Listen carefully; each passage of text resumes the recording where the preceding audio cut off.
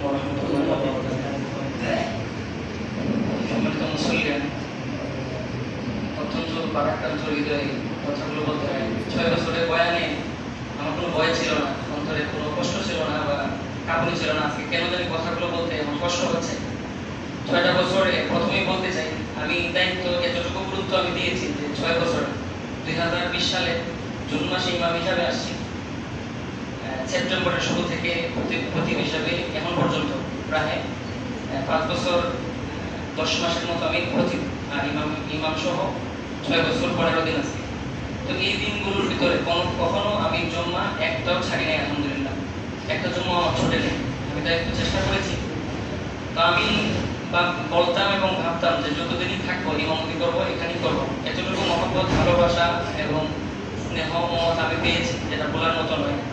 ছোট বড় সকলের সাথে আমি চেষ্টা করেছি একসাথে থাকার। 1 মাস আগেও আমি জানতাম না যে এখান থেকে আমি চলে যাব, কিন্তু হঠাৎ করেই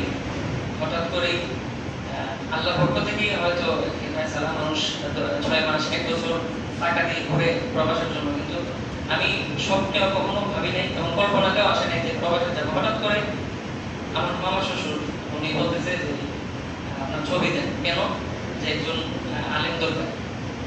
খুব ভালো একটা পোস্টে আমার মানসিক এবং আমার সান্য মাপে আমি পেয়েছি।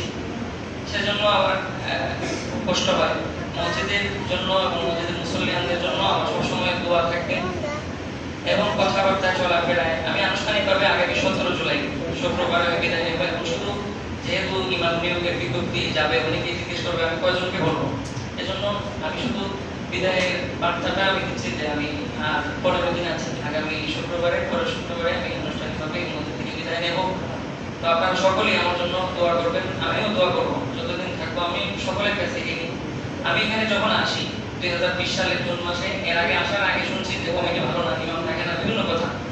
তো আমার শ্বশুর আমার বলছেন, আব্দুল কদির সাহেব ফোন দিয়েছেন যে আপনি পারবেন কিনা। আমি বলছি যে অবশ্যই পারবো, দেখি না কি হয়। তো আমাকে প্রথম 3 মাসের জন্য টেস্টিং হিসাবে বলা হয়েছিল যে আপনি আসেন।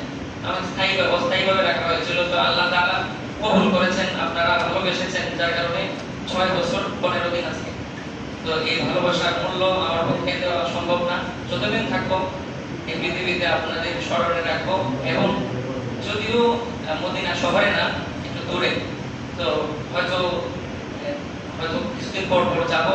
আমি সবার পক্ষ থেকে অনেকে বলেছেন যাবেন, দোয়া করবেন আমাদের জন্য। আমি সবার জন্য দোয়া করবো, আমার জন্য আপনারা দোয়া করবেন ইনশাআল্লাহ। সময় আর দীর্ঘায়িত করবো না, ইনশাআল্লাহ আনুষ্ঠানিকভাবে আগামী